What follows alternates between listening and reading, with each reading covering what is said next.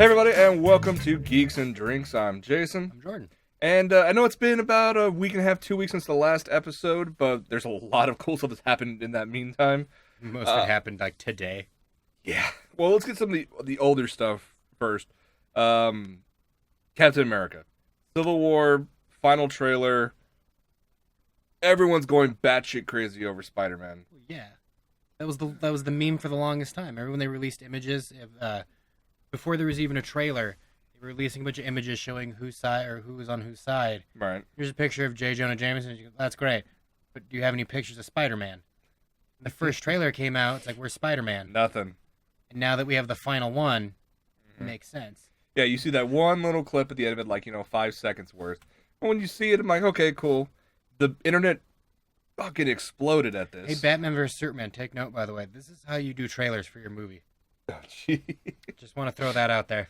Well, I mean, I look at this and everybody went nuts for it. Mm-hmm. But within the same day, they turned around and a lot of them stated they don't like this style. I know. People, you can't please everyone. Don't even fucking try.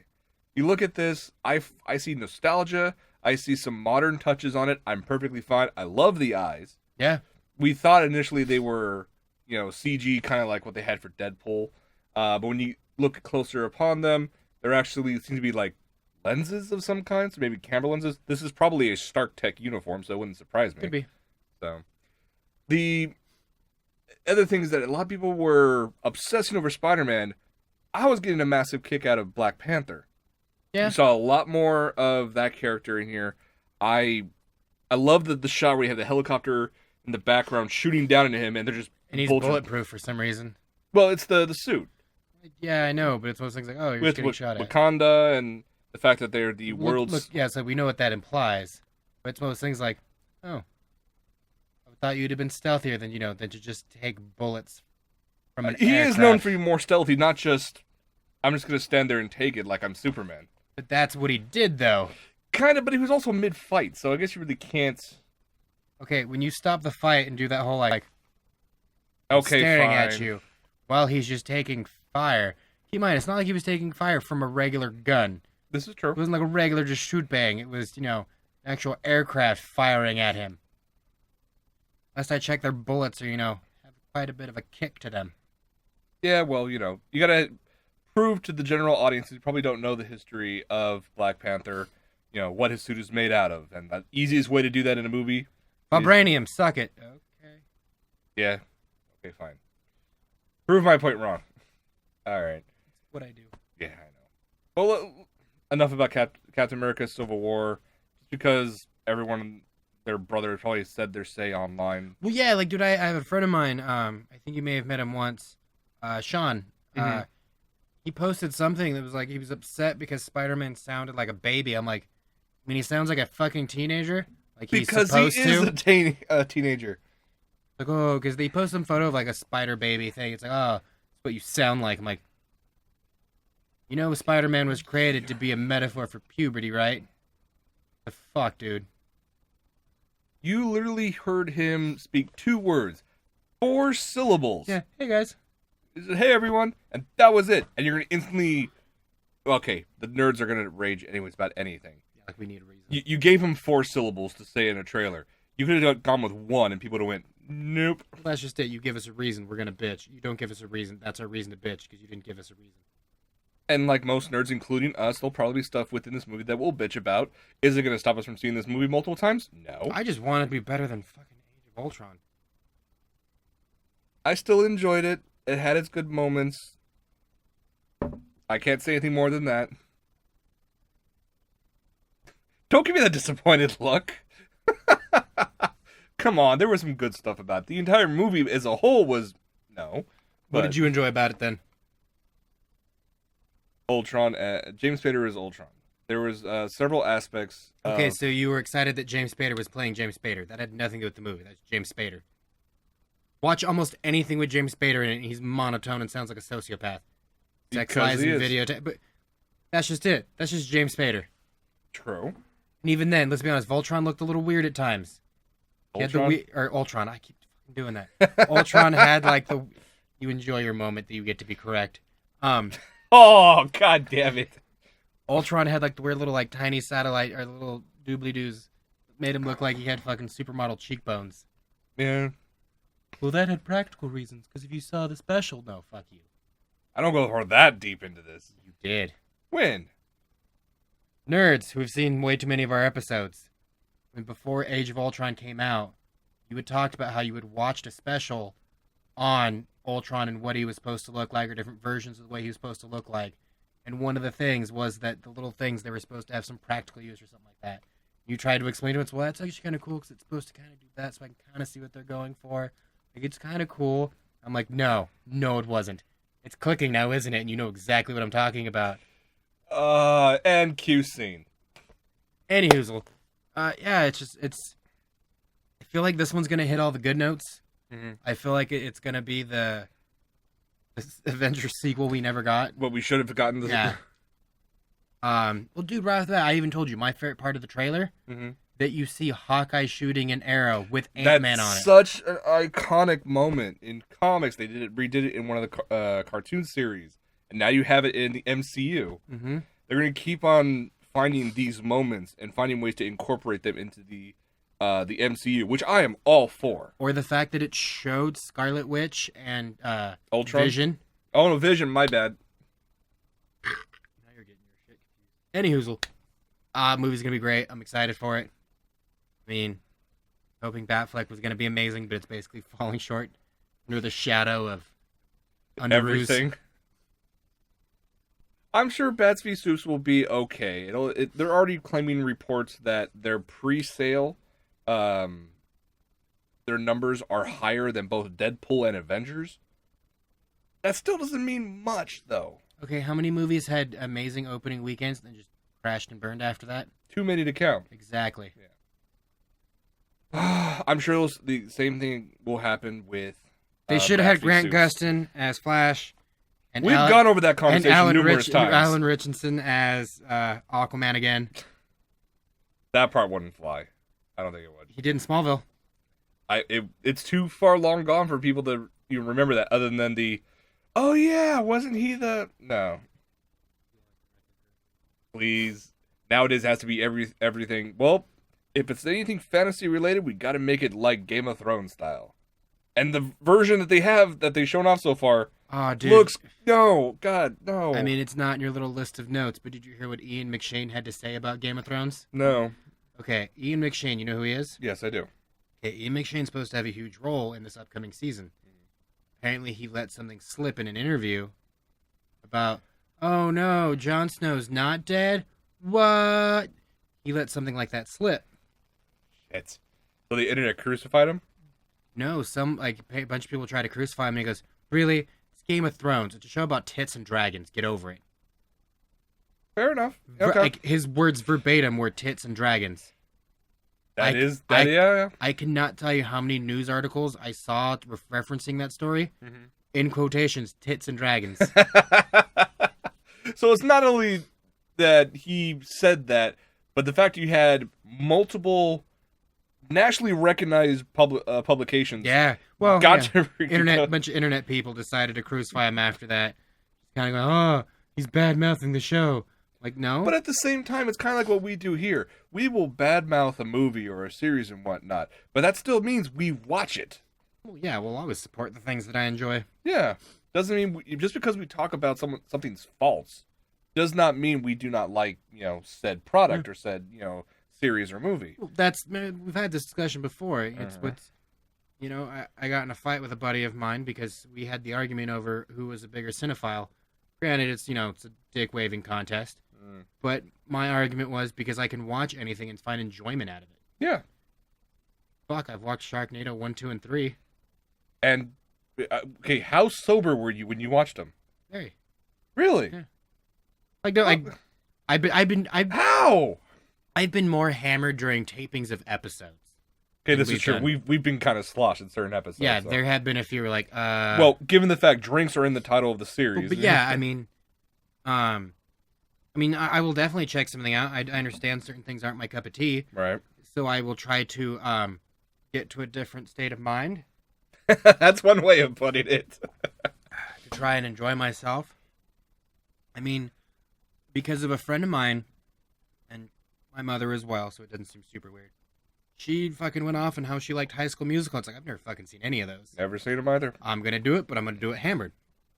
So I went and watched 1 and 2. Mm-hmm. I got so hammered, I blacked out and don't remember, like, the second half of the second movie. Mm-hmm. Had to be up early to be at work at 6 a.m. the next day. Ooh. Luckily, because I was there at 6 a.m., it was like me and 2 other dudes. Mm-hmm. I watched the second half sober. I'm like, oh, that's what I missed. Okay. That was the thing? And then I rented the third one like 2 weeks ago. Yeah. That one was fucking terrible.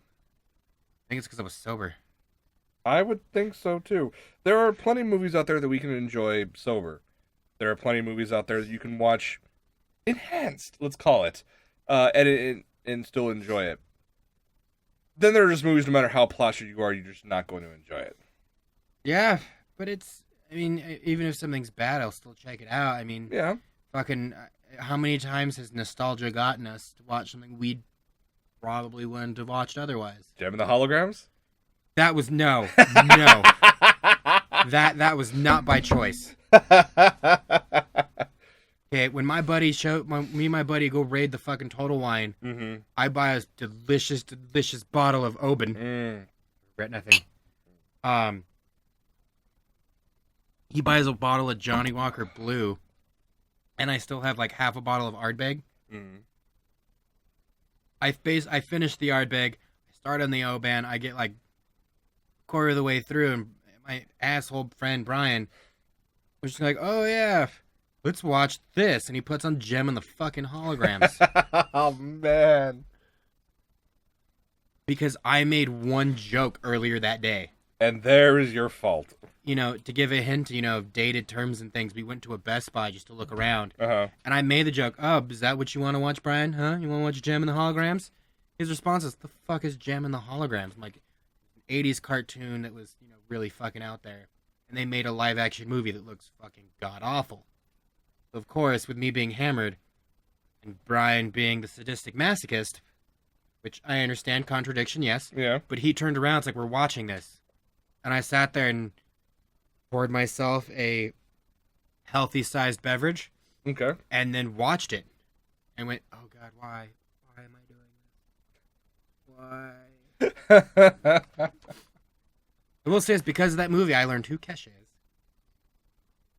The day you learned something. No, that day when I watched the movie. Oh, that day, yes. All right, well, let's move on to some other news out there. Daredevil Season 2. We are just a few days away from Season 2 being released on Netflix. They released the final trailer for it. It keeps on looking so good. There are so many aspects of it that since the announcement of Season 2, I've been hyped for. The fact that the actor who's going to be playing Punisher actually went to a comic shop that I used to frequent. You remember you were super hyped about that. Yeah. When they first posted that image of him with a Punisher comic. You were just like, dude, I've been to that store. I'm like, I've been to a lot of stores. Like, I know the owner. But, like, you were like super hyped about it, and I was like, oh, cool. To the whole, we all knew Elektra was going to have to be some part of Season 2. She looks to have a pretty significant part of Season 2. Well, she was referenced in one. She was referenced in one. The fact that we're actually going to see her in action probably multiple times. Well, she looks like she's going to be a very heavy part of the show. Yeah. I'm definitely looking forward to see what they're going to do with this. It releases at 12:01 a.m. on Friday. For some of you, you may be able to jump on Netflix around, say, 11:30 p.m. and find it. Best thing I ever did. Start refreshing at 11:30 and you'll maybe be able to get in there. Well, no, I was the asshole who requested Friday off just because I blatantly told people at work, like, no, I'm not going to be able to focus at work if I have to be here on Friday. Mm-hmm. So I'm just going to do the right thing. I'm just going to excuse myself for the day. Take the day and just focus on it and enjoy it, and then fucking hit the ground running when I have to return. Right. And it kind of worked out for you, though. And then the beauty worked out because later that week after doing that, I got a text, what are you doing for St. Patrick's Day? What the fuck's that? Thursday? Wait. So I requested the day after St. Patrick's Day off to be a nerd. Oh, nothing's getting done that day now. I wish I could say the same here, but I'll be driving to Vegas for a wedding. So, moving on, The Killing Joke. We've been looking forward to this since the announcement. You have both Kevin Conroy and Mark Hamill reprising their roles as Batman and Joker for this movie. We finally have an image, a release of it. It's not what I was fully expecting, but I'm fine with it though. Yeah. It's not what I would have liked, but it makes sense. Yeah. Were you looking more so for like the Batman, I wanted it to complete a trilogy. the animated series? There's Mask of the Phantasm Right. and Sub-Zero. Yes. How great would it have been if number 3 in that trilogy, the Bruce Timm Batman, would have been The Killing Joke? That would have been thing incredible. That started it all. That Kevin would- Conroy and Mark Hamill. I also want to know why it looks like the Joker's trying to go Super Saiyan in the image. With his hair? So look at his hair All like straight up. shocked straight up. Maybe he'll look like the Oswald from Brave and the Bold. Yeah, that. Like how that's Diedrich Bader.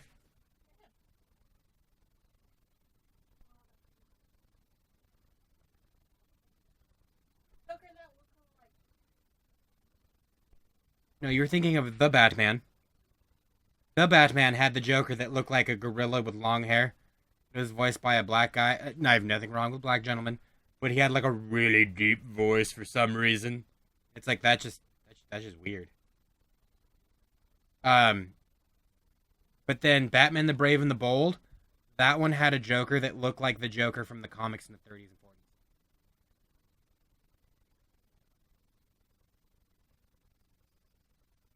40s. Anyhoozle. Joining the cast as well, Tara Strong is returning to voice Barbara Gordon, and Ray Wise, who voiced Perry White in Superman Doomsday, will be voicing Commissioner Gordon for this movie.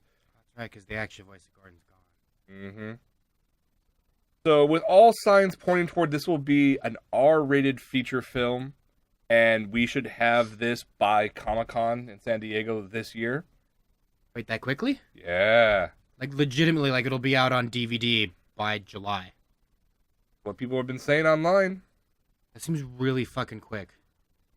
Killing Joke is currently in production. It's slated for release in 2016. What better place to release that than at Comic-Con? They may not have it. You think Christmas? I'm thinking they'll at least have Halloween. I just wanted July. Just give it to be July. Don't get me wrong. I would be totally on goddamn board if it turned out it's like, oh, it comes out, in a week. I would turn around, use all my PTO, and be like, Jason, I'm not coming to work for a week because I have to watch this. You have to tell that to someone else because I'd be taking PTO as well to watch it there. I don't give a shit. You just have to approve it and go, all right, click. Later, losers. Oh, Ray Wise. Took me, it's like, who the fuck's that? I realized it was the guy who was the devil in Reaper. Was he? Yeah. Oh, okay. He like, dude, that show does not get enough play. That show was really good. Speaking of stuff that wasn't good, though, Teenage Mutant Ninja Turtles. Turtles 1 was bad. I'm one of the few people I know who actually saw that turd. I saw it in theaters. So did I. I paid money to see that thing. Midnight, motherfucker. Okay, I can't say that. Okay, I had someone give it to me for Christmas. I'm sorry. Do you know what I had to do? I had to give up a copy of Young Frankenstein and Blu-ray just so I can get rid of the fucking thing. So you couldn't even hand it Oh, for I couldn't free. even give it away. You had to pawn the... Yeah. Remember I told you I hung out with my buddy Dane recently? And Yeah. How long ago that was? Yeah. When we were hanging out, like, there was still, like, remnants of Christmas shit. I'm like, oh, dude, have you ever... The Turtle movie was really bad. And he goes, oh, I never saw it. Here, take it. You can have it. I've watched it already. No, I'm good. Just take it. Just fucking take it. No, that's cool, dude. Like, I'm okay. I'm like, all right, what if I sweeten the deal? It's Like, not even worth nerd currency. yeah. And I just turned around, it's like, what if I give you the copy I got for Christmas of Young Frankenstein on Blu-ray? Would that sweeten the deal? And he goes, done.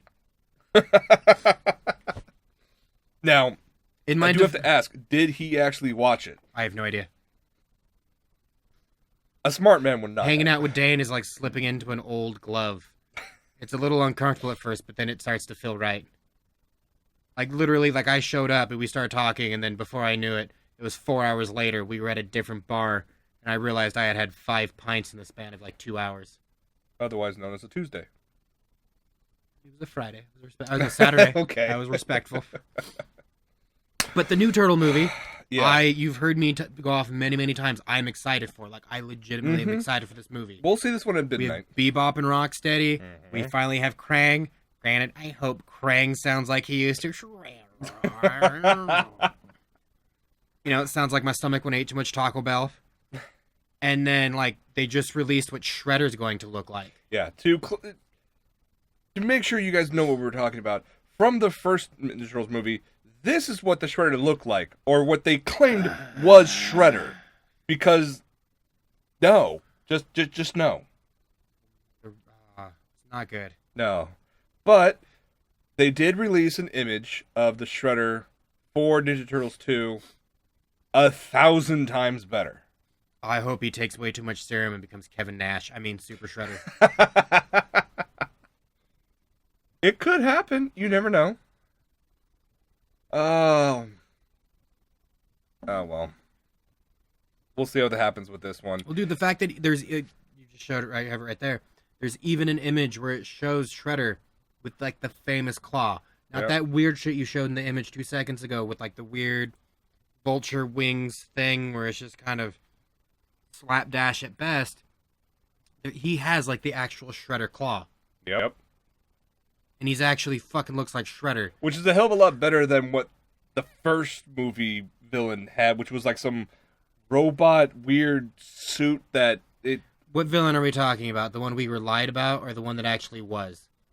Let's be honest, the guy who actually was the bad guy was, you know, some The cranky-ass so-called millionaire. Shredder. Okay. I was like, remember, the Shredder yeah. was a bitch in the first one because the actual bad guy was Yes, he was. that one guy that shows up in, like, every nerd movie fucking ever. Right.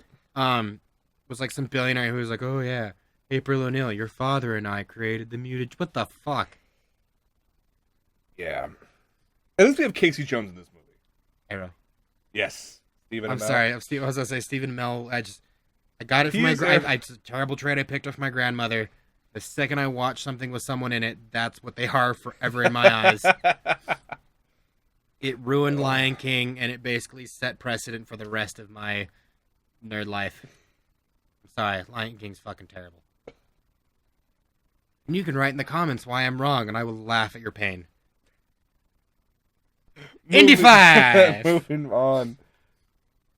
We all knew that this was going to be an inevitability, especially with Ford returning for Star Wars The Force Awakens. Mm-hmm. But it's been officially announced that Indiana Jones 5 is greenlit. It will be in theaters in mid-2019, and both Harrison Ford and Steven Spielberg are returning. I can only hope he's trying to afford to get a divorce from Callista Flockhart and get rid of that god-awful earring. Yeah, fat chance. I'm sorry, do we all remember when that happened? Do we really need Within to? the span of that same time. Do we really need to? My fucking hero growing up, Yes, we need okay, to. fucking got a weird earring and fucking married Ally McBeal. Okay, and then he made that god-awful movie where he wanted to be a goddamn real estate agent with Josh Hartnett. Like, he was a police officer, but he was, like, trying to get into that because he could make... Fuck it, it was a terrible movie. I couldn't even goddamn watch it. And I love Harrison Ford. Okay? Hey, Fugitive fucks my shit up. could you... Well, let me rephrase that. 6 Days, 7 Nights. That movie wasn't bad. Wasn't good. It wasn't good, Like, but I'll still watch it. It was watchable. Mm-hmm. I mean, at the end of it, I'm like, wow, this movie sucked. Yeah. But at least I was able to go, okay, I got to the end and went, wow, this movie sucked. Yeah, true. Okay. That other movie, I couldn't even get that far. I got to the point where where Josh Hartnett was chasing me. It's like, well, can't you just teach me the... It was free and on cable, and I couldn't even handle it. So here's the little tidbit as well that I actually enjoyed about this. So you have Steven Spielberg coming to direct this. You have Harrison Ford reprising his role as Indiana Jones. All the past movies had George Lucas as the producer. He had some say, some, hands in the cookie jar about this, this franchise. in all of the official announcements so far for Indiana Jones, there is not a single mention of George Lucas. Good. Which means this is the first Indiana Jones film that is based on a screen story that Lucas played no role in developing whatsoever. That we know. Okay, that we know. Because here's so the far. thing. It's always been well known the fact that George Lucas and Steven Spielberg are close friends. Yes, they are very close friends, and that's very cool. Even if he has no actual title, right? There's no saying in the fact, or there's no way to know if they had talked about and discussed certain things, what to do. If Spielberg's like, yeah, let me show it to you, George. What about page 25? Like, does that seem off to you? I'm sure he's probably read it and seen something and like him that. gone, you know what? Page 25 makes sense. But what if we did this? This way, we can make everything tie together. Well, that doesn't really make sense, George. Well, no, trust me. Didn't it work before we made the other movies? Well, I guess you're right, George. You can look back to Indiana Jones and the Kingdom of the Crystal Skull. That had George Lucas all over it. And look at that pile of shit. Good. Yeah. George Lucas got so butthurt because no one wanted anything to do with him during fucking Star Wars 7. Mm-hmm. So he turned around and is crying himself to sleep on his piles of cash. What I have to laugh about is that there's already fans out there who are clamoring, and I wonder if we can call them fans at this point, asking whether or not Shia LaBeouf is going to return to reprise his role for this version. What's wrong with you? It wasn't good. They told him, yes, but only if you swing from vines with monkeys again. I mean, if you're going to add someone to this lineup, and we're going to see a lot of casting announcements, between now and 2019, because Steven Spielberg is going to be very, very busy. I'm still waiting for the announcement of 2 words: Chris Pratt. Sorry, I blacked out. I was replaying my favorite scene in Crystal Skull. Which one? The last 5 minutes of the movie. Oh, but the spaceship taking off? No, that's like the last 15 or 10. The last 5 minutes of the movie is Marion and Indy walking out of the church, and then you see Shia LaBeouf try to pick up his hat, and he starts to put it on, and then immediately Harrison Ford grabs it out of his hand, puts it on his head, turns around and smirks, and just gives Shia LaBeouf the look of, fucked your mom. And then it fades to black, and then it's the end of Crystal Skull. I could not have asked for a better ending. All right, fair enough. Fair enough. But no, anyways, Chris Pratt, I would love if he came back as young Indy, or was young Indy. They've talked about that before. Mm-hmm. But then again, I am incredibly biased. You show me anything, and it's like, yeah, Chris Pratt. Mm-hmm. You're telling me there was a funny fat guy out there who basically lost a ton of weight because he was told he could be a superhero? And then became said super. And if you watch any of the outtakes or any behind-the-scenes stuff for Parks and Recreation, and you realize, oh, Andy Dwyer doesn't exist. It's just Chris Pratt. And Andy Dwyer is just a pseudonym to just kind of okay, that's how we're doing this. Mm-hmm. All the times he got in trouble on set for taking things way too far. I mean, he never really got in trouble. It was more or less, it's like he took things to a point and everyone around him just like... So the one where Andy Dwyer was supposed to be naked in a scene and he actually was supposed to wear something there to protect, to cover that. No, he did. And he basically went, nope. No, he did. The problem was with that scene, it was take 10. Okay. The whole point was, it was actually, I think it was the pilot or it was in season 1. Mm-hmm. It was one of the scenes where Andy tries to go to the door to get back with Anne. Mm-hmm. And Leslie answers the door and there's Chris Pratt naked. Well, naked. Right. He has the cock sock on you're supposed to in movies. But after a certain amount of takes... He was just screw it. They're like, oh, fuck, no one's believing this anymore. So he decided to take the cock sock off and then knock on the door. Mm-hmm. So when Amy Poehler opens the door, and she was kind of just oh, it's Chris Pratt again. We'll get through this as soon as we can. So when she opens the door, it's kind of that's a naked Chris Pratt. Yeah. That's why that happened. That's what made it even more brilliant. Chris Pratt for everything. I'm like Kevin Smith and Ben Affleck. I'm just put that fucker in everything. I'll watch it.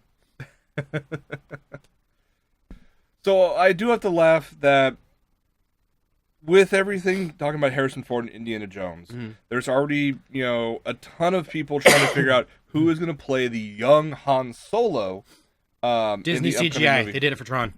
I don't think it's gonna happen. Bullshit. It'd be great if they did, but it won't It'd happen. be super creepy. Let's be honest. It'd be super creepy. Technology-wise, like it was really cool and really fun to watch, which is one of my favorite parts of the original Tron. But the problem with that was it dabbled way too fucking close. Well, not even close. It was in the uncanny valley. It was.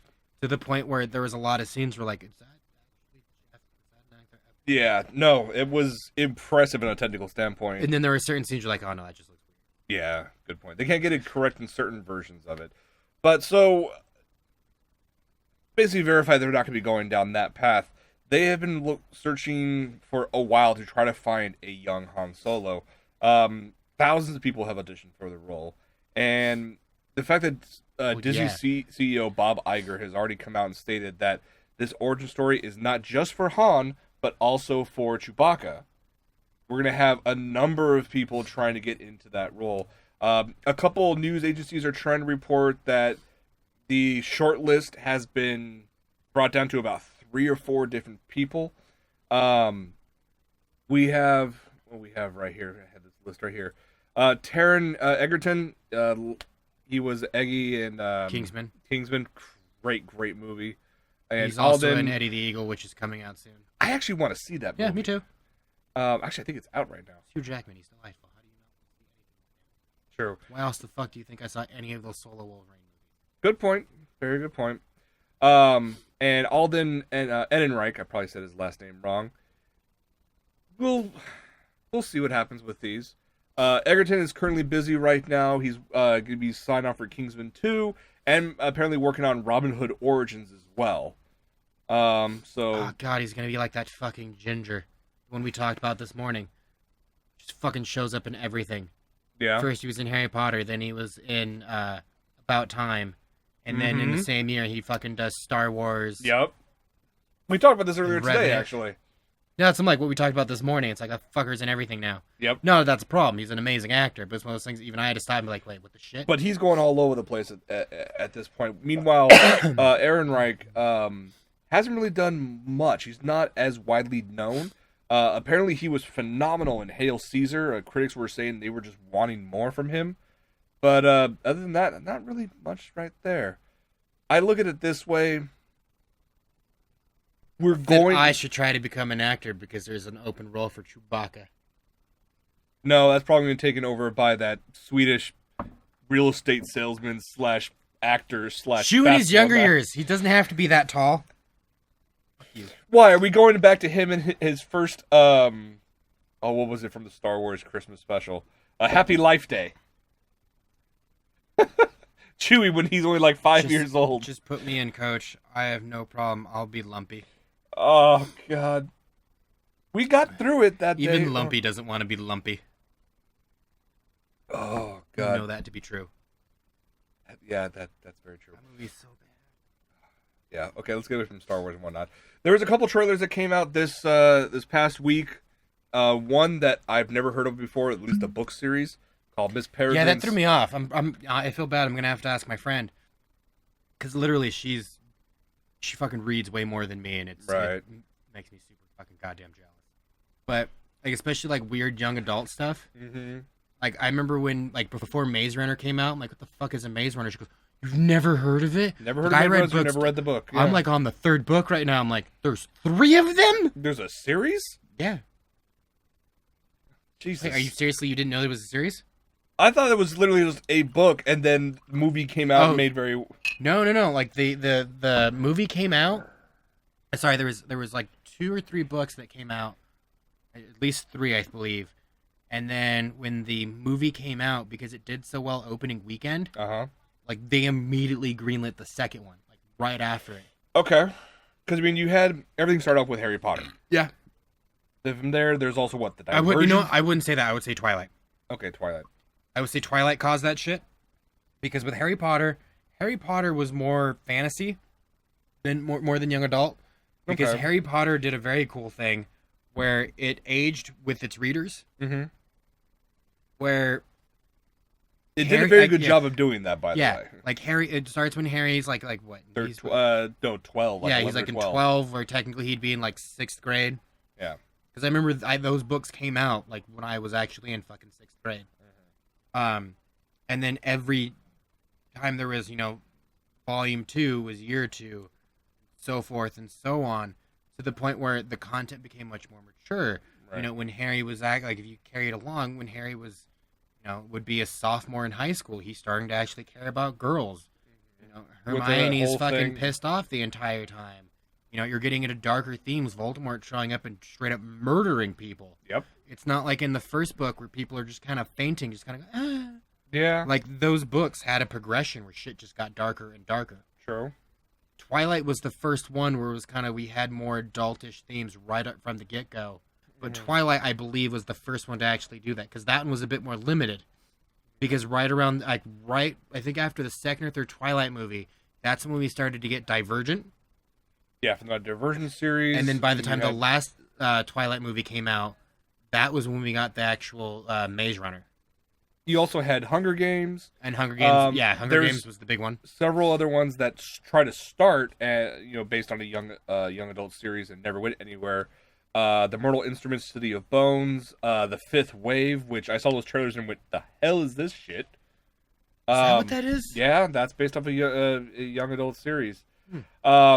Apparently, but again, Miss Peregrine's Home for Peculiar Children.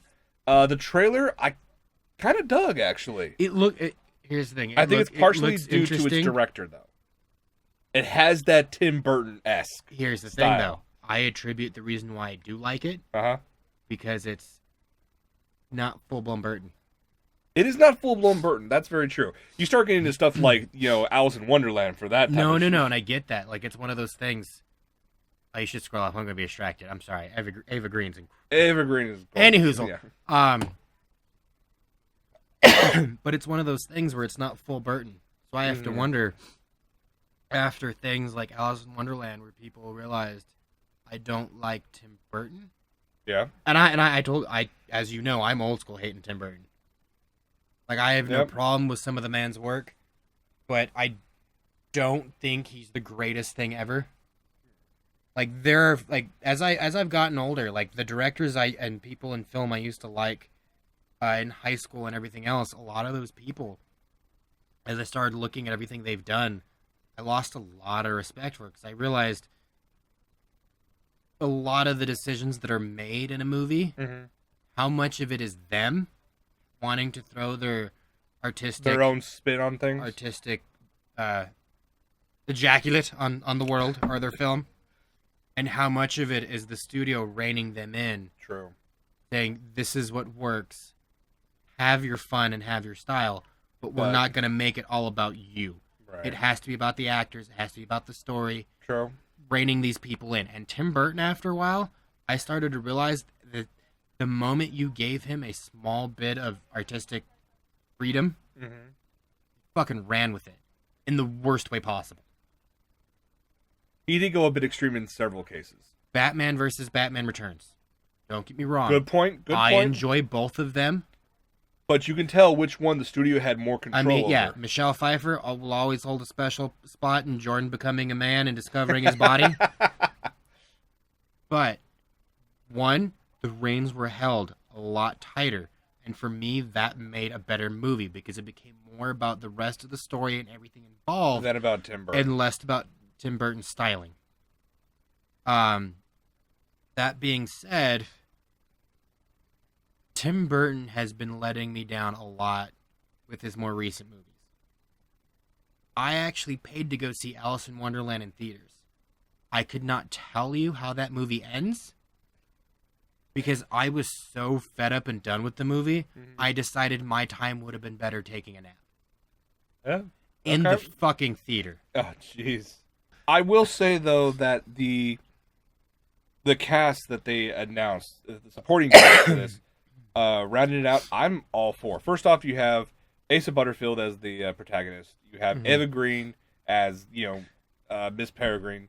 You also have Allison Janney, Dame Judi Dench, Terrence Stamp, Chris O'Dowd, and Samuel L. motherfucking Jackson. So it was him. Yes, it was. Okay, when I watched the trailer, I'm like, that's Sam Jackson. No, there's no way that's fucking Sam Jackson. He's too thin. And then realized, no, he's actually pretty... No, like, Sam Jackson's super thin. Like, I've seen fucking Django Unchained. Right. But it's one of those things. I'm like, oh yeah, that's.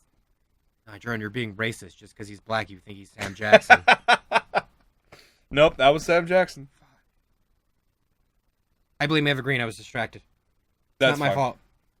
We'll But no, but like I said, I am excited for this movie. It does look good.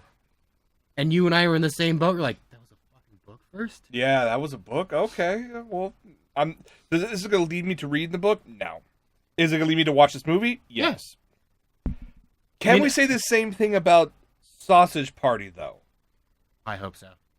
Seth Rogen basically taking Seth Rogen's style of comedy and making a CG animated movie. I mean, granted, the only thing I knew before seeing the trailer was the fact that I knew he was working on an adult animated movie. Right. And that was it. And then when we went to lunch today, I tried to watch it and went, what is this? Yeah. And then when I finally watched it at work, I'm like, oh my god, this is horrifying and amazing. I don't know. I will definitely see it. Yeah, this is going to be a weird movie, and it's going to be dark. Now, I enjoy a very dark comedy. One of my favorite movies to date is still Death to Smoochie, which was a dark fucking comedy. Rocket ship. It's a fucking cock. But this one Rest in peace, Rob. is an anime movie about a hot dog called Frank, obviously, who gets chosen along with his friends and the hot dog bun love interest Brenda, and goes on a journey from the grocery store to the kitchen, where he believes a kind of paradise awaits. The reality, however, is far more cruel, like we know. The thing is, they try to do what we consider, everyday aspect. You're eating food and whatnot. Yeah. They try to do it from the viewpoint of the food, and they're like, destroying by, How do you think I felt? I was legitimately eating food as I was watching the trailer. Because, like, when the food showed up, I had my phone out like this, showing it between Lauren and I was like, huh. That's fucked up. In my defense, it was Irish nachos. That's fucking delicious. No one can turn that shit down. Sure. But I just remember, like, I couldn't hear any of it because the restaurant was a bit loud. Right. But I just remember seeing a tiny hot dog, or just look right, animated hot dog, look at the camera, just going. I'm like, yeah, this movie is not going to be for kids. You look at it initially and it goes, oh, it's CG animated movie. It's a family movie. Not in the least. dude, the hot dog the hot dog bun has lips like a vagina. Yeah, that's purposely done, though. Oh, yeah. That's why I told you. I'm looking forward to the weird, like, butt sex hot dog bun joke that's going to show up at some It's going point. to happen. And, of course, all of the usual Seth Rogen collaborators. Jonah Hill, James Franco, Bill Hader, Paul Rudd, Danny McBride, Craig Robertson, Michael Cera. Yeah, I know. I had to bring the last one in there. Suck it, Michael Cera. I'm older than you by 2 days. They're all Twist showing up that in knife. this movie, at least in voice format. So, a draft version of this movie was shown at South by Southwest just recently, and apparently had huge reviews, raving reviews. So, Well, no, Seth Rogen's very funny. Like, it's... yeah. I mean, it's... How can I wear this? I probably would have loved Superbad Uh-huh. as much as everyone else seemed to Yeah, I wasn't that huge of a fan of it, if though. it didn't have Michael Cera. Well, we know your hatred. Like, I know I have hatred of him, but even then, like, seeing Michael Cera trying to awkwardly try to randomly stand up and be confident, Yeah. it came out, it was just kind of annoying. Mm-hmm. You know, like, when you see a 5-year-old basically yell or curse, you're just kind of like, oh, fuck you. Yeah. What the hell are you going to do? Sure.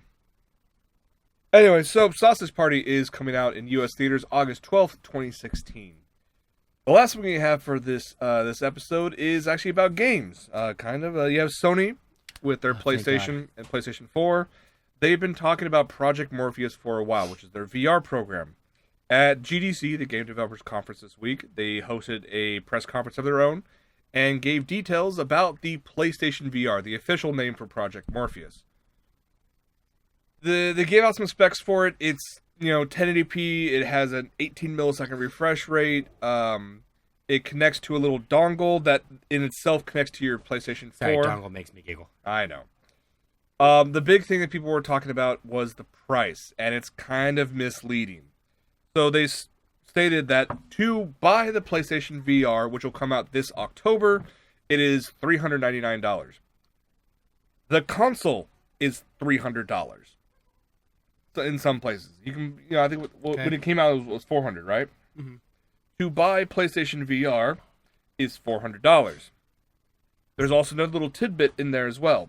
It requires the use of the PlayStation Eye, their camera, which is not included. That's $60 more. Also, if you want to use the Move controllers to have the full immersive experience that Sony is offering, those aren't included. You have to buy those separately. In all fairness, this is the Power Glove all over again. This is a much more expensive version, yes. Yes. But this is the fucking Power Glove. Do you need this? No. Are you going to have that one rich friend that probably actually owns it? Yep. Yeah. Are you going to go over to their house and play it for 20 minutes and be like, well, that was kind of fun? Yeah. Yeah. Do you plan on ever actually going and buying it and having it for yourself at home? No. Because you realize, you'll use this every day? No. The Kinect, yes and no. The Kinect was a very poorly planned version of the Wii. Looking at this system, what they're showcasing in terms of just raw tech compared to like the Oculus Rift and all the HTC Valve Vive. I also want to throw out, I'm excited because all I heard was you saying video games, and then I realized why we didn't film last week. I thought you were getting to that. Why didn't we film last week, Jason? We'll get to that. So, with this, they've already stated that in terms of tech-wise compared to these other systems, it is not the best in terms of the hardware. They were focusing primarily on user experience at a reasonable price. I understand that, but when the thing is, you need to require additional hardware to actually use this product. I'm not talking about the PlayStation Eye or the Move controllers. I'm talking about you need to buy a fucking console to play this, use this device. It is no different from the other two, which require just high-end PCs. If you do not have a PlayStation 4 and you want to dive into this, you're going to spend close to $1,000. If you wanted, an HTC Vive or Vive, whatever I'll call it, and you don't have a PC that can handle that, well, you can buy a video card for about $400 or $500 that can. If you need an entire system, they are actually offering a combo pack for $1,500-ish for a system plus the VR headset. What I'm trying to get at is, don't try to say that you are providing a better experience for less than other people. No matter what you do right now, technology, especially when it comes to virtual reality, is so goddamn expensive. Your problem isn't exactly the price and everything. It's the representation behind the price. Yes, exactly. If you turn around and basically say, you can have this cool experience for X amount of dollars. Cool. I will pay X amount of dollars and I'll pick that up. Oh, by the way, you also need this, and also X, Y, and Z. Then why the fuck did you say it was this price? Because chances are the only person who would actually buy this is someone who probably has all that extra shit already. True. Their whole reason why the PlayStation Eye camera is not included in this bundle for $399 is the fact that they stated that most people already have a PlayStation Eye camera, which I call bullshit on because it was never packaged with. I don't know anybody that has I don't know one. a single person who's bought one. Like, I know a few people that have a PS4, but I know nobody that actually has any of the extra shit. The whole reason why the PS4 didn't come with the PlayStation Eye in the first place was to get at Microsoft because they included the Kinect, which needed to work at the time in the beginning for everything, and that was $100 more. When the PlayStation Eye camera first came out, it was $100. So if you bought a PlayStation 4 with the PlayStation Eye, you were paying the same amount of money. It didn't make any sense that the PlayStation Eye really didn't do much for the minor 1% of people who had PlayStation Move controllers and used like the 3 games that had it at the time. And sorry, the 5 that it probably has now. Yeah, something like that. That being said, Sony is putting a lot of its might behind the PlayStation VR in the sense that a number of games are coming out for it. They claim over 50 games will be released within the opening 2 months. So between October to December, they'll have 50 games. There's a Battlefront game that's being worked on for it. All I heard was at least 50 games in the back of my mind. I just keep thinking, there are dozens of us. Dozens! Like, oh my god, 50 is not that much. When you consider how much is being created on a regular basis, and I'm not talking about your standard AAA titles like those. Right. I mean, unfortunately, those are just a fucking pass in the wind for me. Right. So yeah, Sony coming out with the PlayStation VR. It's $400. In reality, it's closer to $500, closer to $1,000 if you don't have a PlayStation 4. Let me ask you this: what about Xbox? Do they have anything like this coming out? They're working on the Microsoft HoloLens. Oh, the table thing. No, it's the headset, but it's No. a standalone headset. It doesn't need an external computer. I thought their whole thing was like the giant table that you could like more. No, that was games. Microsoft Surface, which turned into their whole tablet laptop thing that they're working on. The That sucks. I thought that was actually kind of cool. Yeah, I know. The whole thing now is the headset, standalone system. You don't need a computer to hook into it. You can buy one right now. You can buy the dev kit for $3,000. Yeah. Yeah, not gonna have it. But it includes a Conquer game. But Conquer, if he was a heroin addict. No, he's like Shit. incredibly thin and We talked about it in a previous episode. Yeah. That was creepy. That was really, really creepy. Yeah, nightmares. Loved Conquer. Conquer fighting Mr. Pooh. The great Nothing like no, it was the Great Mighty Pooh, the great mighty Pooh. but there was nothing like lying to my parents. That Blockbuster trying to explain what rated M meant. Oh no. Yeah, when that game came out, I think I was still in elementary school. I think I may have been in like 6th grade. The only problem is I had a really, really, really cool aunt who she was playing. It's like, wait, what do you mean? You don't understand what this is? No. Here, watch this movie. Well, I have more questions now. No, not time for that. Just say yes and buy the game, damn it.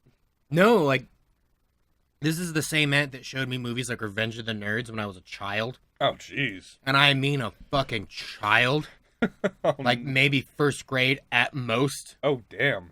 Yeah. Well, at that point, half that shit's gonna fly over your head, though. No, like, I understood most of it because Pat was one of those ones. It's like, oh, you have questions? Yeah. She would answer, like, as close as she could and be innocent. But any of the serious stuff, it's like, oh, that's not important. Just let it go. Okay. And then bring it up. And I'd be like, oh, yeah, I loved Revenge of the Nerds, but it always bothered me. I never understood why hair pie was funny. No idea growing up. Yeah. Like, in the back of my head, it's like, I don't get it. Like, what? I don't know. The fuck is hair pie? And then I remember asking her, she goes, oh, don't worry about it. It's not that important. Flash forward like a year and a half later at Thanksgiving. When the whole family is over. Oh, shit. Just runs over. Remember how you asked me about hair pie? Revenge of the Nerds. Yeah! Are you going to tell me what it means finally?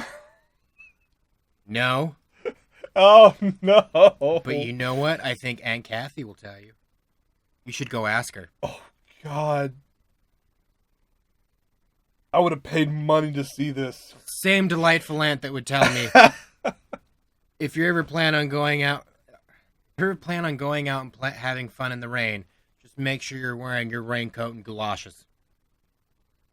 Didn't know what she meant by that. Took me over a decade to eventually realize. And I remember when I called her out on this in front of our grandmother, she goes, my Patty would never do that. Patty just sat there. Grinning like an idiot. I'm like, look, I'm not mad. God damn. But this. I can't think of a better way to end the episode. Oh my God. Okay. So I do have to ask, is that footage ever going to show up online at some point? Yeah. Cutting room floor episode? No. I can. I assumed. Oh. All right, everybody. That's all we can handle for this episode, because, yeah. It's been a good one. So, thank you guys so much for hanging out, as always. Be sure to catch us out on geeksanddrinks.com, our website, where you can catch up all the latest episodes, catch the past episodes you missed out on, and see some of the recipes for the random drinks of the nerdy drinks that we come across, and some cool recipes as well. So I was about to say we didn't even talk about this. We basically just had scotch and beer. I fail to see a problem with that. I don't either, but it wasn't really nerdy. We're talking nerd stuff and we have drinks. I think we're good. Fair enough. All right. For Geeks and Drinks, I'm Jason. I'm Jordan. Cheers, Internet.